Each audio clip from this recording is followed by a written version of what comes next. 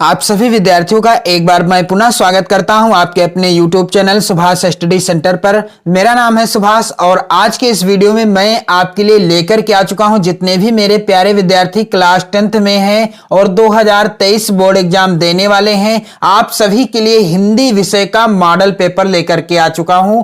किस तरीके के प्रश्न आएंगे 2023 बोर्ड एग्जाम में, मेरे कहने का तात्पर्य है 16 फरवरी को आपका हिंदी विषय का एग्जाम होना है, यानी हिंदी विषय का पेपर 16 फरवरी को है। और हिंदी विषय का पेपर कैसा आएगा, प्रश्नों का पैटर्न क्या होगा, किस तरीके के प्रश्न आएंगे और कौन सा प्रश्न कितने अंक का होगा, मैं आपको इस वीडियो में बिल्कुल कंप्लीट बताने वाला हूं। साथ ही मैं आपको इस मॉडल पेपर को सॉल्व भी कराऊंगा, यानी इस मॉडल पेपर के सभी प्रश्नों को सॉल्व भी कराऊंगा। तो आपके लिए यह वीडियो वेरी इंपॉर्टेंट है, इस वीडियो को जरूर शेयर कर देना अपने सभी मित्रों में। और साथ ही मेरे प्यारे विद्यार्थियों, मैं अब आपको 16 फरवरी तक आपको हिंदी विषय से रिलेटेड बहुत ही महत्वपूर्ण मॉडल पेपर की वीडियो लेकर के आऊंगा जो आपकी बोर्ड परीक्षा के लिए वेरी इंपॉर्टेंट होंगे। यानी आप यदि हिंदी विषय के जो भी मॉडल पेपर मैं आपको प्रोवाइड कराऊं और यदि आप उन्हीं मॉडल पेपर से ही प्रश्नों को तैयार कर लोगे तो आप 70 में से 65 प्लस का स्कोर पक्का करके आओगे हिंदी विषय में। तो आप जरूर देखते रहिए इन सभी वीडियो को और चैनल के साथ बने रहिए। और यदि आप नए हो तो चैनल को जरूर सब्सक्राइब कर लेना। जैसा कि यहां पर लिखा है 3 घंटे 15 मिनट का आपको समय मिलेगा। पेपर का पूर्णांक होगा 70 अंकों का। 15 मिनट पहले आपको पेपर मिल जाएगा और पेपर जो होगा खंड आ और खंड बा में विभाजित होगा।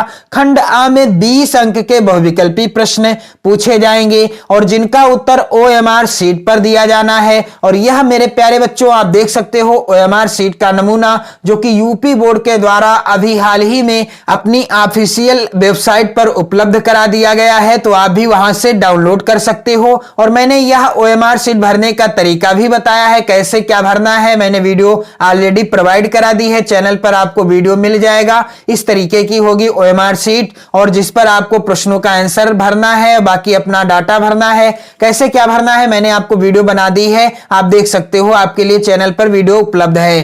खंड बा 50 नंबर का होगा जो वर्णनात्मक प्रश्न आएंगे जिनका आपको आंसर लिखना होगा, आपको कॉपी मिलेगी। और इसके बाद यहां पर ध्यान दीजिएगा खंड आ में बहुविकल्पी प्रश्न आएंगे, 20 प्रश्न होंगे और 20 नंबर के होंगे, यानी प्रत्येक प्रश्न 1 अंक का होगा। यदि आप 20 प्रश्नों का आंसर सही भरते हैं तो आपको 20 नंबर यहां से मिलेंगे। तो मेरे प्यारे विद्यार्थियों, आप इन सभी प्रश्नों को जरूर तैयार कर लेना, काफी ज्यादा इंपॉर्टेंट है यह मॉडल पेपर आपकी बोर्ड परीक्षा की दृष्टि से। यहां से प्रश्न जरूर आएंगे और इनसे रिलेटेड जो भी प्रश्न बनने वाले हैं मैं सभी को बताऊंगा आप सभी को। पहला प्रश्न है भगवत शरण उपाध्याय द्वारा रचित निबंध कौन सा है। यहां पर विकल्प है ठेले पर हिमालय, दूसरा है नदी के द्वीप, तीसरा है दृष्टिकोण और चौथा है ठूठा आम। तो भगवत शरण उपाध्याय द्वारा रचित निबंध कौन सा है, यहां पर राइट आंसर होगा ठूठा आम। और यदि प्रश्न आता है ठूठा आम किस विधा पर आधारित रचना है, तो उत्तर होगा कि ठूठा आम निबंध विधा पर आधारित रचना है। तो मैं प्रत्येक प्रश्न से आपको अन्य प्रश्न भी कराऊंगा जो महत्वपूर्ण हैं 2023 के लिए, तो वीडियो बिल्कुल भी स्किप मत करना। चैनल पर यदि नए हो तो जरूर सब्सक्राइब कर लेना। शुक्ल युग की कालावधि क्या है, पहला विकल्प है 1850 से 1900 तक, दूसरा है 1900 ईस्वी से 1920 तक, तीसरा है 1919 से 1938 तक और चौथा है 1938 से 1947 तक। तो शुक्ल युग की कालावधि क्या है, 1920 से 1936 तक है। तो यहां आप देख पा रहे हैं तीसरा जो विकल्प है समथिंग आ रहा है 1919 ईस्वी से 1938, तो यहां पर तीसरा वाला विकल्प सही है। अगला प्रश्न है छायावादोत्तर युग के प्रमुख कवि का नाम क्या है, रामधारी सिंह दिनकर, डॉक्टर नगेंद्र, रामचंद्र शुक्ल या अध्यापक पूर्ण सिंह। तो इस प्रश्न का आंसर मैं चाहता हूं कि आप कमेंट करके बताएं, कमेंट बॉक्स में इसका आंसर बताएं। अगला प्रश्न है रस मीमांसा के लेखक कौन है, वेरी इंपॉर्टेंट प्रश्न है और यहां पर विकल्प है पहला जयप्रकाश भारती, दूसरा भगवत शरण उपाध्याय, तीसरा है गुलाब राय और चौथा है रामचंद्र शुक्ल। तो रस मीमांसा के लेखक कौन है, रामचंद्र शुक्ल जी हैं। और यदि प्रश्न आता है रस मीमांसा किस विधा पर आधारित रचना है? तो मेरे प्यारे विद्यार्थियों, रस मीमांसा आलोचना विधा पर आधारित रचना है। किस विधा पर? आलोचना विधा पर आधारित रचना है। अगला है यहां पर प्रश्न, शुक्ल युग के प्रसिद्ध इतिहासकार हैं। पहला विकल्प है हजारी प्रसाद द्विवेदी, दूसरा है बाबू गुलाब राय, तीसरा है डॉक्टर नगेंद्र और चौथा है इनमें से कोई नहीं। तो शुक्ल युग के प्रमुख इतिहासकार कौन है? इस प्रश्न का भी आंसर आप कमेंट करके बताइए। मैं चाहता हूं कि इस प्रश्न का भी आप आंसर कमेंट करके बताएं। यहां पर अगला प्रश्न है, निम्न में से आधुनिक काल की विशेषताएं कौन सी हैं? पहला है विकल्प जीवन के यथार्थ की प्रधानता, दूसरा है बौद्धिकता की प्रधानता, तीसरा है विकल्प का और खा दोनों, चौथा है मुक्तक काव्य की प्रमुखता। तो मेरे प्यारे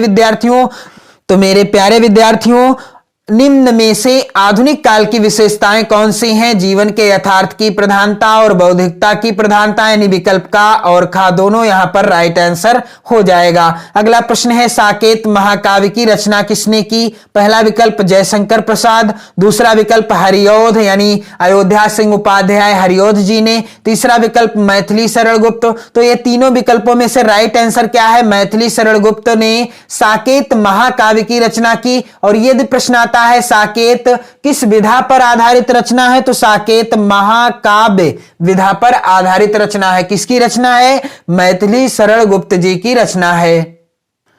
अगला प्रश्न है, प्रगतिवादी युग की दो प्रमुख प्रवृत्तियां कौन सी हैं? पहला विकल्प है सौंदर्य भावना, दूसरा विकल्प है मानवतावादी प्रवृत्ति, तीसरा विकल्प है विद्रोह एवं क्रांति की भावना, चौथा है विकल्प खा एवं गा दोनों। तो राइट आंसर क्या है? विकल्प खा और गा दोनों, मानवतावादी प्रवृत्ति और विद्रोह एवं क्रांति की भावना। ये दोनों भावनाएं यानी ये दोनों विशेषताएं किस युग की हैं? प्रगतिवादी युग की हैं। अगला प्रश्न है, निम्न में से रीतकाल के प्रमुख दो कवि कौन से हैं? पहला है विकल्प पद्माकर, दूसरा है बिहारी लाल, तीसरा है सूरदास और चौथा है विकल्प का और खा दोनों। राइट आंसर क्या है? पद्माकर और बिहारी लाल, यानी ये दोनों कवि क्या हैं? रीतकाल के कवि हैं। सूरदास जी किस काल के कवि हैं? सूरदास जी भक्ति काल के कवि हैं। किस काल के? भक्ति काल के, कृष्ण भक्ति शाखा के प्रमुख कवि हैं। अगला प्रश्न है, ललित ललाम के रचयिता कौन है? पहला है विकल्प मतिराम, दूसरा है भूषण, तीसरा है बिहारी लाल और चौथा है पद्माकर। तो ललित ललाम किसकी रचना है? मतिराम जी की रचना है। अगला प्रश्न है, हंसी हंसी भाजें देख दुल्हा दिगंबर को पाहुनी जे आवें हिमाचल के उछाह में, निम्नलिखित रस है। कौन सा रस है इसमें? पहला विकल्प है श्रृंगार रस, दूसरा है विकल्प यहां पर वीर रस, तीसरा है करुण रस और चौथा है हास्य रस। तो उदाहरण में साफ साफ लिखा है, हंसी हंसी भाजें देखी दुल्हा दिगंबर को, यानी जब लोगों ने यानी वहां के लोगों ने जहां पर बारात गई हुई थी शंकर जी की, जब शंकर जी को देखा दूल्हे के रूप में तो हंसते हुए भागते हैं, एक दूसरे को हंसते हुए भागते हैं, यानी यहां पर रस कौन सा है? हास्य रस है। अगला प्रश्न है, हरिमुख मनहु मयंक पंक्ति में अलंकार कौन सा है? पहला है विकल्प अनुप्रास, दूसरा है उपमा, तीसरा है उत्प्रेक्षा और चौथा है रूपक। तो मैंने आपको उत्प्रेक्षा अलंकार जब पढ़ाया था तो बताया था कि मनु मानो जनु जानो, मनहु जनहु आदि उत्प्रेक्षा के वाचक शब्द हैं और ये शब्द जिस भी उदाहरण में हो वहां पर कौन सा अलंकार होता है? उत्प्रेक्षा अलंकार होता है। यहां पर मनहु जो है आया हुआ है जो कि उत्प्रेक्षा अलंकार का वाचक शब्द है। अगला प्रश्न है, मेरे प्यारे विद्यार्थियों, लिख कर लोहित लेख डूब गया दिन मणि आहा, व्योम सिंधु सखी देखी तारक बुध बुध दे रहा। इन पंक्तियों के पहले और तीसरे चरण में मात्राएं कौन सी हैं? तो आप इस प्रश्न का स्क्रीनशॉट ले लीजिएगा, आपको इसका आंसर कमेंट करके बताना है। 16-16, 11-11, 13-13 या 24-24। अगला प्रश्न है, सुदर्शन शब्द में उपसर्ग कौन सा है? तो यहां पर पहला विकल्प है निर, दूसरा विकल्प है सहृदय, तीसरा है सु और चौथा है दीर्घ आ यानी बड़ा आ। तो सुदर्शन शब्द में उपसर्ग कौन सा है? यहां पर तीसरा वाला विकल्प सही है। अगला प्रश्न है, भवानी शंकर में समास कौन सा है? तो भवानी शंकर में कौन सा समास है? द्विगु समास है, द्वंद्व समास है, बहुब्रीहि समास है या तत्पुरुष समास है? तो भवानी भवानी और शंकर, यहां पर कौन सा समास है? द्वंद्व समास है। जिस समास में पहला और दूसरा दोनों ही पदों की प्रधानता हो वहां होता है द्वंद्व समास, और जिस समास का पहला पद हो संख्यावाची यानी गिनती बताने वाला हो, बाकी किसी समूह या समाहार का बोध कराए, वह होता है द्विगु समास। तो भवानी शंकर में द्वंद्व समास है। अगला प्रश्न है, घबराहट शब्द में प्रत्यय कौन सा है? गम, गरम, वट या हट? तो घबराहट शब्द में हट प्रत्यय है। अगला प्रश्न है, कमल, राजीव, जलज आदि कहलाते हैं, तो ये क्या कहलाते हैं? विलोम, उपसर्ग, पर्यायवाची या प्रत्यय? तो कमल, जलज और राजीव ये सभी क्या कहलाते हैं? पर्यायवाची हैं। और ये किसके पर्यायवाची हैं? कमल के ही पर्यायवाची हैं। अगला प्रश्न है, प्रत्येकम का संधि विच्छेद क्या होगा? यहां पर विकल्प है प्रति प्लस एक, दूसरा है प्रति प्लस एकम, तीसरा है प्रति प्लस एकम और चौथा है प्रत्येक प्लस मा। तो राइट आंसर क्या होगा कि प्रत्येकम का संधि विच्छेद क्या होगा? यहां पर राइट आंसर है प्रतिधन एकम हो जाएगा। अगला प्रश्न है, मधुसु रूप है मधु शब्द का तृतीया विभक्ति बहुवचन, सप्तमी विभक्ति बहुवचन, द्वितीया विभक्ति एकवचन या पंचमी विभक्ति बहुवचन? तो यहां पर आप देखेंगे इसका राइट आंसर मधुसु रूप है मधु शब्द का, यहां पर राइट आंसर हो जाएगा मेरे प्यारे विद्यार्थियों क्या? सप्तमी विभक्ति बहुवचन। राइट आंसर क्या है? सप्तमी विभक्ति बहुवचन यानी दूसरा वाला विकल्प सही है। अगला प्रश्न है यहां पर, हसेहु रूप है हस धातु का विधिलिंग लकार प्रथम पुरुष बहुवचन, दूसरा है लंग लकार प्रथम पुरुष बहुवचन, तीसरा विकल्प है लोट लकार उत्तम पुरुष बहुवचन और चौथा है लट लकार मध्यम पुरुष एक वचन। तो यहां पर राइट आंसर क्या होगा? विधिलिंग लकार प्रथम पुरुष बहुवचन, यहां पर पहला विकल्प सही है। इसके बाद वर्णनात्मक प्रश्न आप देखेंगे जो कि खंड बा के अंतर्गत पूछे जाएंगे। 50 नंबर के प्रश्न यहां से आएंगे। तो यहां पर पहला है, निम्नलिखित गद्यांश पर आधारित 3 प्रश्नों का उत्तर दीजिए। 2 गद्यांश होंगे, आपको किसी एक गद्यांश के नीचे 3 प्रश्नों का आंसर देना है, यानी जो 3 प्रश्न आएंगे उनका आंसर देना है, जिसके लिए आपको 6 नंबर मिलने वाले हैं। तो पहला गद्यांश है, दूसरी बात जो इस संबंध में विचारणीय है वह यह है कि संस्कृति अथवा सामूहिक चेतना ही हमारे देश का प्राण है। तो यह जो गद्यांश है किस पाठ से लिया गया है? तो यह लिया गया है किस पाठ से? संदर्भ में आपको क्या लिखना होगा? प्रस्तुत गद्यांश हमारी पाठ्य पुस्तक हिंदी के गद्य खंड के अंतर्गत किस पाठ से? भारतीय संस्कृति, भारतीय संस्कृति नामक पाठ से है। और जिसके लेखक कौन है मेरे प्यारे बच्चों? डॉक्टर राजेंद्र प्रसाद जी हैं। कौन है? डॉक्टर राजेंद्र प्रसाद जी हैं इस पाठ के लेखक। और अगला है यहां पर गद्यांश अथवा में, यह भी वेरी इंपॉर्टेंट है आपकी बोर्ड परीक्षा की दृष्टि से। हे भगवान, तब के लिए विपद के लिए इतना आयोजन, परम पिता इच्छा के विरुद्ध इतना साहस, पिताजी क्या भीख ना मिलेगी। तो यह जो गद्यांश है यह किस पाठ से है? तो यह ममता शीर्षक पाठ से है, ममता कहानी से है, जिसके रचयिता यानी लेखक कौन है? जयशंकर प्रसाद जी हैं। तो आपको किसी एक गद्यांश के नीचे दिए गए 3 ही प्रश्नों का उत्तर देना है। अगला प्रश्न है, गद्यांश के रेखांकित अंश की व्याख्या कीजिए। तो जो भी रेखांकित अंश हो उसी की व्याख्या करनी है। फिर जो अगला प्रश्न आएगा उसका भी आंसर आपको गद्यांश में ही मिल जाएगा। इसके बाद दूसरा प्रश्न, निम्नलिखित पद्यांशों में से किसी एक के नीचे दिए गए प्रश्नों के उत्तर दीजिए। यहां पर है पद्यांश वेरी वेरी इंपॉर्टेंट मेरे प्यारे विद्यार्थियों, इसको आप जरूर तैयार कर लेना। वीडियो आपको चैनल की प्लेलिस्ट में मिल जाएगी। ऊधव मोहि ब्रज विसरत नाही, मैं आपको एक ट्रिक बताने वाला हूं। सूरदास जी का यह पद है, पद है सूरदास जी का, पद शीर्षक पाठ से है और रचयिता कौन है? सूरदास जी हैं। और सूरदास जी का यदि कोई भी पद आएगा उनके अंतिम लड़ी में, उस पद की अंतिम लाइन में आप देखेंगे सूरदास जी का नाम जरूर लिखा होगा। पहली पहचान है उनके पद को पहचानने की। यदि आपको नहीं आता है संदर्भ लिखने का तरीका तो आप यहां पर देखेंगे सूरदास लिखा है, धन्य धन्य ब्रजवासी जिनसो हित जदुतात। तो यहां पर सूरदास जी का नाम है, तो सूरदास जी के पद शीर्षक पाठ से अवतरित है। जब आप संदर्भ लिखोगे, रेखांकित अंश की व्याख्या करना आया है तो रेखांकित अंश की व्याख्या करनी होगी, जो भी रेखांकित अंश होगा। और यदि पूरे की व्याख्या पूछा जाता है, व्याख्या कीजिए, काव्यगत सौंदर्य भी लिखिए, तो आपको पूरे पद्यांश की व्याख्या करनी होगी। जैसा बोर्ड परीक्षा में आएगा वैसा आपको करना होगा।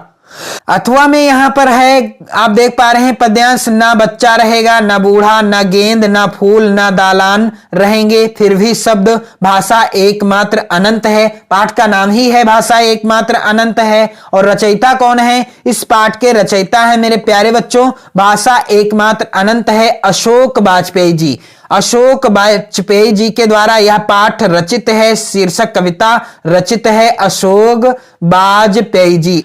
इसके बाद यहां पर प्रश्न संख्या तीसरा आप देख सकते हो, निम्नलिखित संस्कृत गद्यांशों में से किसी एक का संदर्भ सहित हिंदी अनुवाद कीजिए। तो दो आएंगे संस्कृत के गद्यांश, आपको किसी एक का संदर्भ और हिंदी में अनुवाद करना है, जिसके लिए आपको 5 नंबर यहां मिलेंगे। तो नागरिका बहुकालम यावत अचिंतयत परम पहेलिकाया उत्तरम दातु समर्था न अभवत, वेरी इंपॉर्टेंट गद्यांश है और इसकी मैंने व्याख्या बता दी है। मेरे कहने का तात्पर्य है इसका मैंने हिंदी अनुवाद से रिलेटेड वीडियो प्रोवाइड करा दिया है, आप चैनल पर देख सकते हो। तो यहां पर मैं बताना चाहूंगा कि यह किस पाठ से है। जब आप संदर्भ लिखोगे तो प्रस्तुत गद्यांश हमारी पाठ पुस्तक या प्रस्तुत संस्कृत गद्यांश हमारी पाठ पुस्तक प्रबुद्धो ग्रामीणा, किस पाठ से? प्रबुद्धो ग्रामीणा नामक पाठ से अवतरित है। और दूसरा जो गद्यांश है इयम नगरी विविध धर्माणाम संगम स्थली, तो इस पाठ के सभी गद्यांशों की व्याख्या की वीडियो आप चैनल पर देख सकते हो। और यह पाठ कौन सा है? वाराणसी पाठ, पहला ही पाठ है वाराणसी पाठ,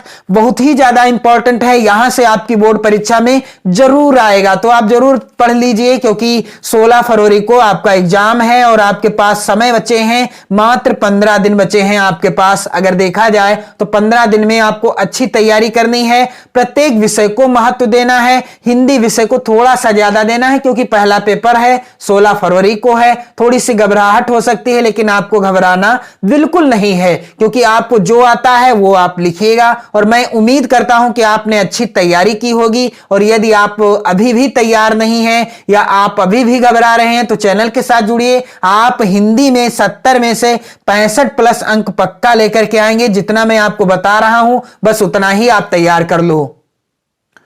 इसके बाद प्रश्न संख्या 4 है, निम्नलिखित संस्कृत पद्यांशों में से किसी एक का संदर्भ सहित हिंदी अनुवाद कीजिए। तो यहां पर देख सकते हो आप संस्कृत के 2 पद्यांश हैं, किसी एक का संदर्भ और हिंदी में अनुवाद करना है। तो पहला पद्यांश है मेरे प्यारे विद्यार्थियों, सर्वे भवन्तु सुखिनः सर्वे सन्तु निरामयाः सर्वे भद्राणि पश्यन्तु मां कश्चित् दुख भाग भवेत्। तो यह किस पाठ से है? यह जो पद्यांश है भारतीय संस्कृति, जब आप संदर्भ लिखोगे तो प्रस्तुत श्लोक आप लिख सकते हो या पद्यांश लिख सकते हो। प्रस्तुत श्लोक हमारी पाठ्य पुस्तक हिंदी के संस्कृत खंड के किस पाठ से? भारतीय संस्कृति, भारतीय संस्कृति नामक पाठ से अवतरित है। और यहां पर दूसरा जो है, मरणम मंगलम यत्र विभूतिश्च विभूषणम कौपीनम यत्र कौशयम सा काशी के निमियते, यह किस पाठ से है? तो यह है वाराणसी पाठ से। किस पाठ से है? वाराणसी नामक पाठ से है। तो आप सभी इस वीडियो को शेयर जरूर कर देना और ये पद्यांश जरूर तैयार कर लेना, जरूर आएंगे आपकी बोर्ड परीक्षा में और 5 नंबर यहां आपके पक्के हो जाने हैं। इसके बाद प्रश्न संख्या 5 जो कि इस प्रकार का आएगा, निम्नलिखित प्रश्नों में से स्वपठित खंड काव्य के आधार पर किसी एक का उत्तर लिखिए। तो यहां पर आप देख पा रहे हैं प्रत्येक खंड काव्य से 2-2 प्रश्न आए हुए हैं। आप अपने जिले के हिसाब से जो भी खंड काव्य आपके जिले के लिए निर्धारित है उसी के अनुसार आपको क्या करना है, किसी एक प्रश्न का उत्तर देना है, जिसके लिए आपको 3 नंबर मिलेंगे। तो प्लीज आप कमेंट करके बताएं कि आप किस जिले से हैं और आपकी बोर्ड परीक्षा की तैयारी कैसे चल रही है। इसके बाद यहां पर प्रश्न संख्या 6 का के अंतर्गत है, निम्नलिखित लेखकों में से किसी एक लेखक का जीवन परिचय दीजिए एवं उनकी रचना का नाम लिखिए। तो रामचंद्र शुक्ल और जयशंकर प्रसाद जी का यदि आपने जीवन परिचय तैयार कर लिया है तो आपकी बोर्ड परीक्षा में 100% आएंगे ही आएंगे। आप जरूर तैयार कर लो यदि आपने अभी तक नहीं किया है और 5 नंबर यहां आपको मिल जाएंगे। इसके बाद 6 खा के अंतर्गत प्रश्न आएगा, निम्नलिखित कवियों में से किसी एक कवि का जीवन परिचय दीजिए एवं उनकी एक रचना का उल्लेख कीजिए। तो यहां पर सूरदास जी का जीवन परिचय आप तैयार कर लेना, तुलसीदास जी का, बिहारी लाल जी का। आप इतने जीवन परिचय यदि तैयार कर लोगे तो जरूर आएगा आपकी बोर्ड परीक्षा में और आपको यहां भी 5 नंबर मिल जाएंगे। फिर 7वां प्रश्न है, अपनी पाठ्य पुस्तक से कंठस्थ किया हुआ कोई एक श्लोक लिखिए जो इस प्रश्न पत्र में ना आया हो। तो मैं आपको सलाह दूंगा कि आप 3 श्लोक जरूर तैयार कर लेना ताकि आपके 2 नंबर ये पक्के हो जाएं। इसके बाद प्रश्न संख्या 8 है, निम्नलिखित प्रश्नों में से किन्हीं 2 प्रश्नों के उत्तर संस्कृत में दीजिए। गीतायाः कः संदेशः, वेरी इंपॉर्टेंट प्रश्न है। चंद्रशेखरा स्वनाम किम कथयत, वेरी इंपॉर्टेंट प्रश्न है। कुत्र लोहमयम विज्ञातम और वातात शीघ्रतरम किम अस्ति, सभी महत्वपूर्ण प्रश्नों से रिलेटेड वीडियो मैंने प्रोवाइड करा दी है, आप देख सकते हो चैनल की प्लेलिस्ट में। इसके बाद है यहां पर आप देखेंगे 4 नंबर यहां से मिलेंगे जब आप 2 प्रश्नों का उत्तर देंगे। फिर है प्रश्न संख्या 9, निम्नलिखित विषयों में से किसी एक विषय पर आपको निबंध लिखना है, तो इसके लिए आपको मिलेंगे 9 नंबर। विज्ञान वरदान या अभिशाप, वन महोत्सव, पर्यावरण प्रदूषण समस्या और समाधान, बेटी बचाओ बेटी पढ़ाओ। बहुत ही महत्वपूर्ण है ये सभी निबंध, आप इन निबंधों को जरूर पढ़ लेना और 9 नंबर आपके बिल्कुल पक्के हो जाएंगे। तो मेरे प्यारे विद्यार्थियों, यह जो मॉडल पेपर था हिंदी विषय का, इस मॉडल पेपर को मैंने पूरा सॉल्व करा दिया है और मैं आपसे उम्मीद करता हूं कि जिन प्रश्नों का आंसर मैंने आपसे कहा है कमेंट करके बताएं, तो आप जरूर बताइएगा और साथ ही वीडियो को शेयर जरूर कर देना। 2023 बोर्ड एग्जाम की बेहतर तैयारी के लिए चैनल के साथ जुड़े रहें, बने रहें। अपना और अपने परिवारजनों का हमेशा ध्यान रखिएगा। पढ़ते रहिए, मस्त रहिए, स्वस्थ रहिए। जय हिंद।